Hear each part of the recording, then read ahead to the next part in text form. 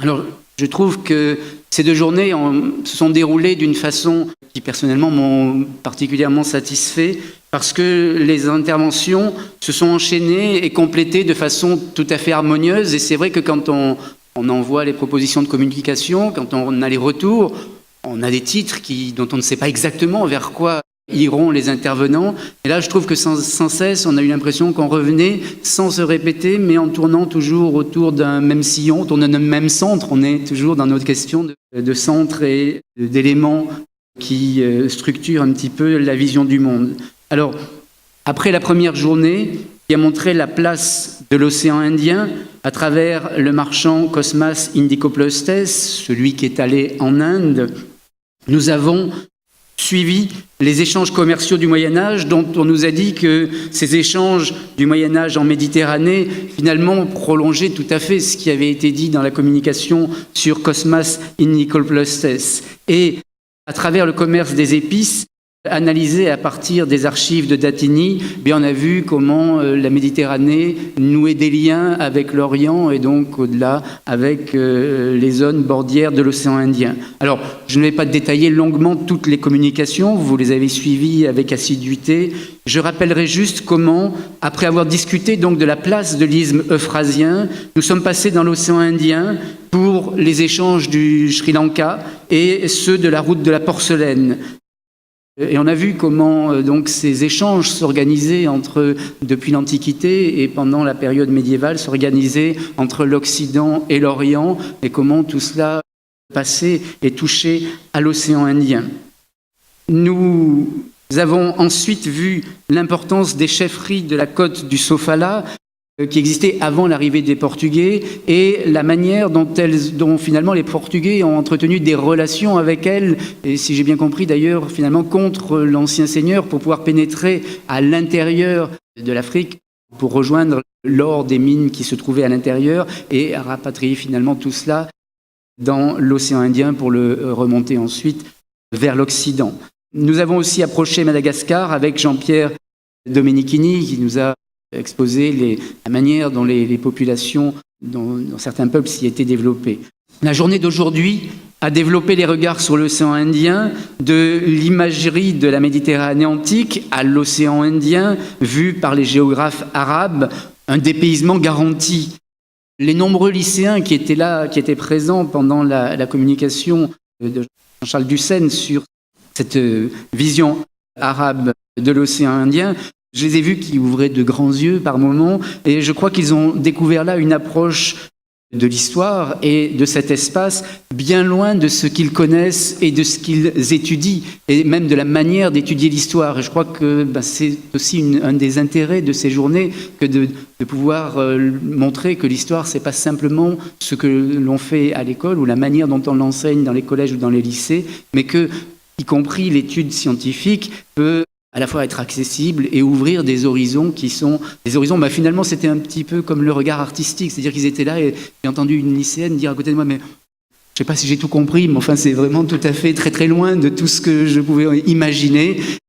Et donc, on était assez proche de ce que nous venons de voir ici à la fin. Alors ensuite, nous sommes repartis dans les représentations des Occidentaux sur l'océan Indien, avec une lecture très fine des textes des voyageurs, en grande partie inédits d'ailleurs, que nous a présenté Christine Gadra. Et nous avons fini dans le rêve, un rêve là aussi qui avait peut-être quelque chose à voir avec cette lémurie, à travers les documents d'Anna Cailloso, et notamment cet arbre qui en a fait, je crois, rêver plus d'un, et puis qui en a fait sourire d'autres,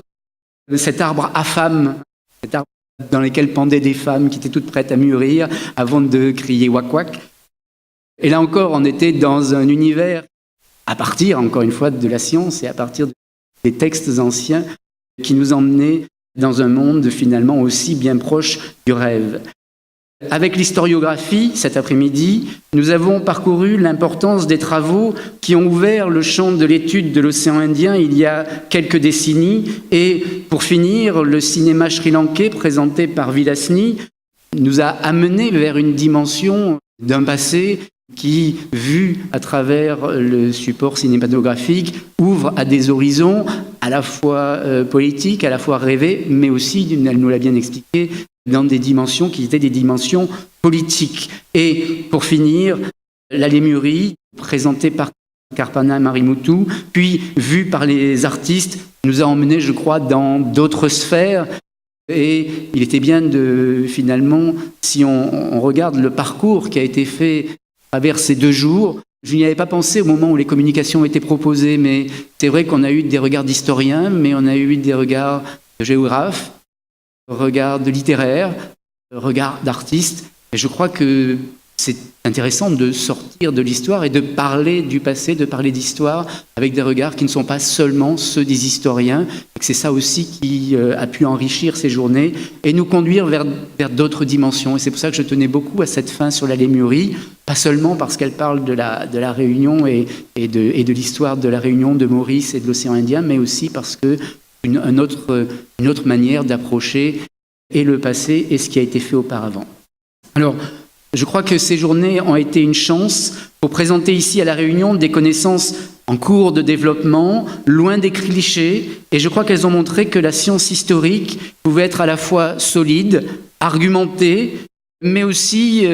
sans être ennuyeuse. J'ai eu l'impression, le sentiment que, y compris les jeunes qui étaient là, ils étaient quand même accrochés par tout ce que vous nous avez présenté, et vous avez su le faire en plus de façon très, très agréable, sans être dans des discours très difficile d'accès, tout en étant en même temps extrêmement solide. Et pour cela, donc, je vous en remercie. Alors, la Méditerranée médiévale et l'océan Indien ancien ont été ainsi mieux compris, et l'intérêt de rapprocher les travaux sur ces 2 espaces m'a semblé bien ressortir de tout ce qui a été dit. Alors, je terminerai en disant que j'espère que nous pourrons prolonger ces interventions par d'autres interventions à venir, sur, là aussi, l'histoire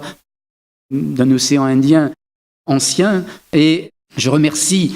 à nouveau à ce sujet ceux qui ont permis la tenue de ces journées, et notamment la municipalité de Saint-Denis, à la fois pour nous accueillir dans ces lieux qui sont en plus tout à fait splendides, et qui nous donnent aussi les moyens financiers, il faut bien le dire, de faire venir des intervenants de loin, et cela est extrêmement coûteux. Et peut-être, sait-on jamais, de leur donner l'envie de revenir par la suite ici. Je remercierai encore chacun des participants pour avoir répondu à notre invitation dans des périodes où je sais qu'ils sont aussi très sollicités par ailleurs chez eux, et où je sais que le froid de la métropole leur manque et qu'ils sont donc obligés de souffrir ici quelque temps de la chaleur, avec une climatisation qui ne suffit pas à remplacer le climat qu'ils ont quitté. Donc je les remercie vraiment d'avoir répondu à notre invitation, parce qu'ils viennent quand même d'une université importante, et venir nous faire profiter un petit peu de leur savoir de façon brillante et agréable, c'est pour nous un plaisir et un honneur que de les avoir reçus, et je les en remercie.